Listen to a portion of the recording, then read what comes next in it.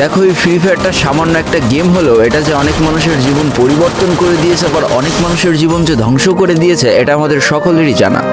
তবে সামান্য এই গেমটা যে গোটা একটা পরিবারকে আবার নতুন করে জীবন দান করবে, এটা আসলে সকলের অজানা ছিল। হ্যাঁ বন্ধুরা, আজকের গল্পটি এমনই একটা পরিবারকে নিয়ে যারা এই ফ্রি ফায়ার গেমটাকে একেবারেই সহ্য করতে পারতো না, বরং তাদের সন্তান যখন এই গেমটা খেলতো তারা আরও উল্টো বকাবকি করতো। আর ভাগ্যের কি অপূর্ব লীলা খেলা থাকো, সেই গেমটা আজকে গোটা পরিবারটাকে বাঁচিয়ে রেখেছে। আর এখন তার বাবা মা উৎসাহ দেয় তাদের সন্তানকে যে ফ্রি ফায়ার খেলো। এজন্যই চলো জেনে আসি আসলে কি এমন ঘটেছিল ওই পরিবারটার সাথে। তো বেশি প্যাক না করে ছোট্ট একটা ইন্ট্রো দিয়ে আজকের ভিডিও শুরু করা যায়। তো আজকের গল্পটা শুরু হতে চলেছে ছোট্ট একটা গ্রামের ছোট্ট একটা পরিবারকে নিয়ে। বাবা মা এবং তাদের দুই সন্তান অর্থাৎ দুই ভাই, ছোট্ট একটা পরিবার, খুব সুন্দরভাবে তাদের জীবনযাত্রা চলে যাচ্ছিল। বড় ভাই একটা কোম্পানিতে লেবারের চাকরি করে, বাবা কৃষি কাজ করে, আর তাদের ছোট সন্তান অর্থাৎ ছোট ছেলে কিন্তু ক্লাস 8-এ পড়াশোনা করে। দারিদ্রতার বেড়াজালে আটকে পড়া পরিবারকে সাপোর্ট দেওয়ার জন্য তাদের বড় ভাইকে খুব অল্প বয়সে কাজে চলে যেতে হয়েছে। এই জন্য বড় ভাইয়ের পড়াশোনাটা ঠিকমতো হয়ে ওঠেনি। তবে বাবা মার একটাই স্বপ্ন ছিল যে তাদের ছোট সন্তান অর্থাৎ ছোট ছেলে যাতে উচ্চশিক্ষায় শিক্ষিত হয়।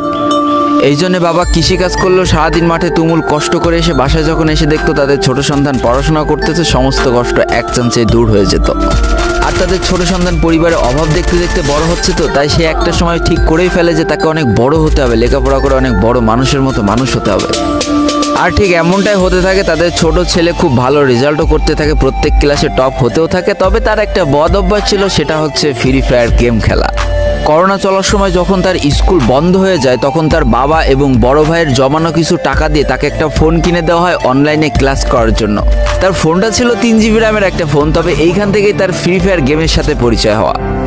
সারাদিন পড়াশোনার ফাঁকে সময় পেলেই সে ফ্রি ফায়ার গেম নিয়ে বসে পড়তো। আগে যেমন বাইরে খেলাধুলা করতো, এখন সে আর বাইরে খেলাধুলা করে না, ঘরে বসে সারাদিন ফোন টিপে আর ফোনে গেম খেলে। এদিকে তার বাবা মা যখন ফ্রি ফায়ার গেম খেলা দেখতো তখন প্রচণ্ড পরিমাণ রেগে যেত, এমনকি মারধর পর্যন্ত করতো যে তুই এই গেম খেলা বাদ দিয়ে দে। তবে তাদের ছোট ছেলে যতই বাবা মার বাধ্য সন্তান হোক না কেন, ফ্রি ফায়ার গেমটা ছাড়তে সে একেবারেই নারাজ।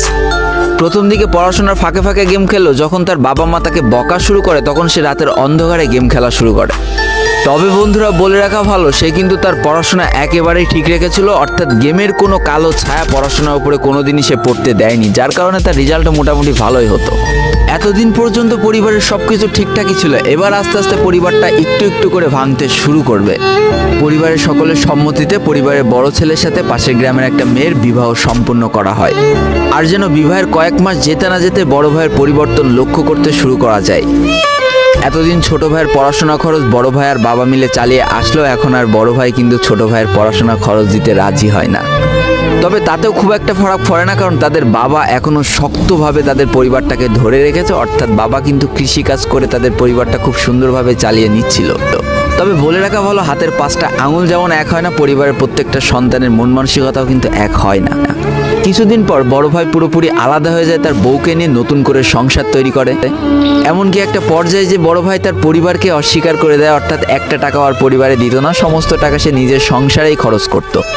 4 জনের পরিবারটা ভেঙে যায় এখন 3 জনের পরিবার হয়ে গেল, বাবা মা আর তাদের ছোট সন্তান।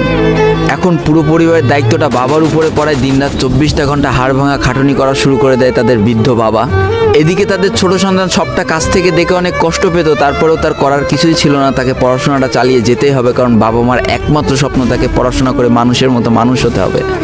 এদিকে বলে রাখা ভালো, পড়াশোনার পাশাপাশি কিন্তু সে ফ্রি ফায়ার গেমটা অনেক ভালো মতো খেলা শিখে গিয়েছিল। তার 3 GB র্যামের ফোন একটু ল্যাগ দিলেও মোটামুটি ভালোই খেলা যেত স্মুথ গ্রাফিক্সে।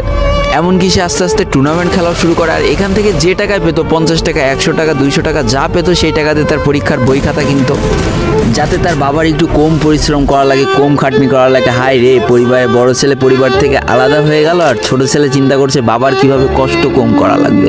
এরই মাঝে সে একদিন চিন্তা করে, সে তো টুর্নামেন্টে অনেক ভালো পারফরমেন্স করছে, তাহলে তার একটা ইউটিউব চ্যানেল খোলার দরকার। অন্তত টুর্নামেন্টের ম্যাচগুলো ইউটিউবে ছাড়লো, যদি কপালে ভালো কিছু লেখা থাকে। এমনই একদিন তার একটা টুর্নামেন্ট চলছিল, সে বারান্দায় বসে বসে টুর্নামেন্টটা খেলছিল। আর ঠিক সেই সময় তার বাবা হাড় ভাঙা খাটুনি করে মাঠ থেকে কেবলই বাসায় ঢুকছিল। এমন সময় তার ছেলের পড়াশোনা বাদ দিয়ে গেম খেলা দেখে বাবা প্রচণ্ড পরিমাণ রেগে যায় আর ফোনটা ধরে একটা আছাড় মেরে দেয়, যার কারণে তার ডিসপ্লেটা ফেটে যায়। সেই দিন সে ভাঙা ফোনটা আঁকড়ে ধরে অঝরে কেঁদেছিল, তার সমস্ত স্বপ্ন যেন এক নিমিষেই শেষ হয়ে গিয়েছিল।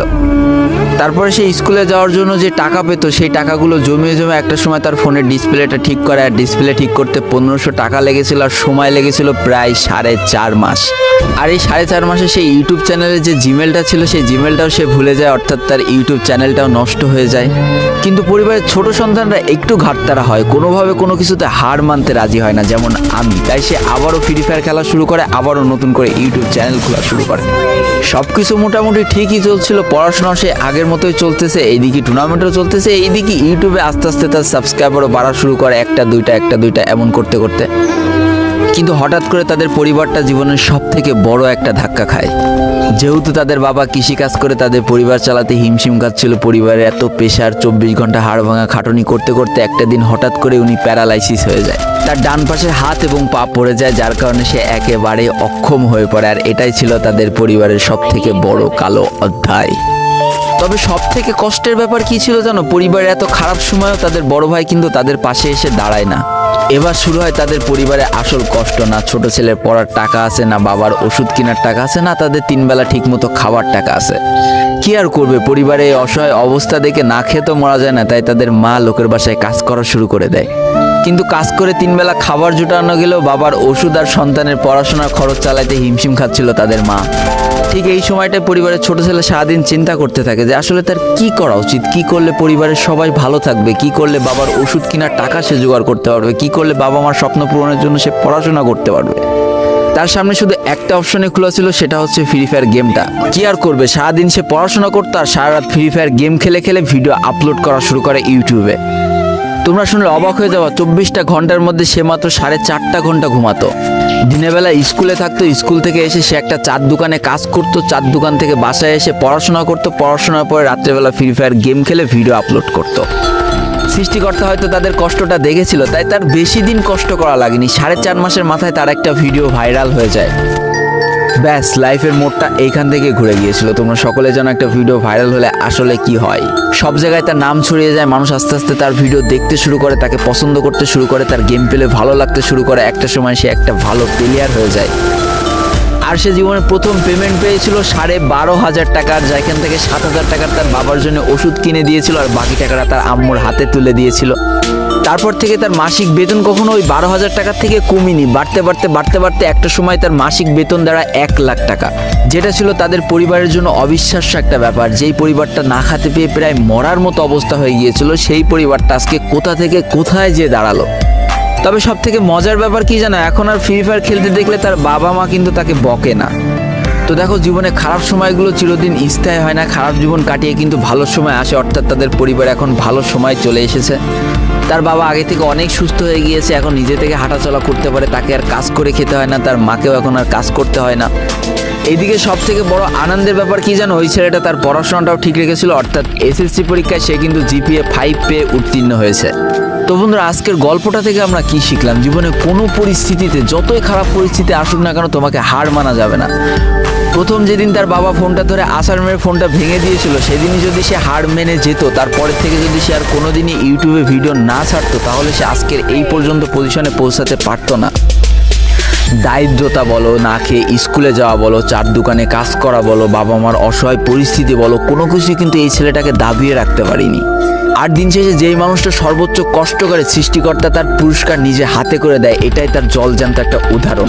তো আজকের গল্পটা ইন্ডিয়ান একটা ভাই আমাকে পাঠিয়েছে এবং তার নামটাও বলতে নিষেধ করে দিয়েছে, এই জন্য আর বলা হয়ে উঠলো না, সেই ইউটিউবারের নামটাও আর বলা হয়ে উঠলো না। এটাই ছিল জীবনকে পরিবর্তন করিয়ে দেওয়ার মতো একটা ছোট্ট গল্প। এই গল্প থেকে অনেক কিছু শেখার আছে। একটা কথাই বলবো, গেমটাকে নেশা না পেশা হিসেবে নাও, তোমার জীবনে পরিবর্তন হলেও হতে পারে। তো আজকের ভিডিওটা এই পর্যন্তই ছিল। ভিডিওটি ভালো লাগলে অবশ্যই একটা লাইক করে ফেলো, কমেন্ট করো, বন্ধুদের কাছে শেয়ার করে দিও।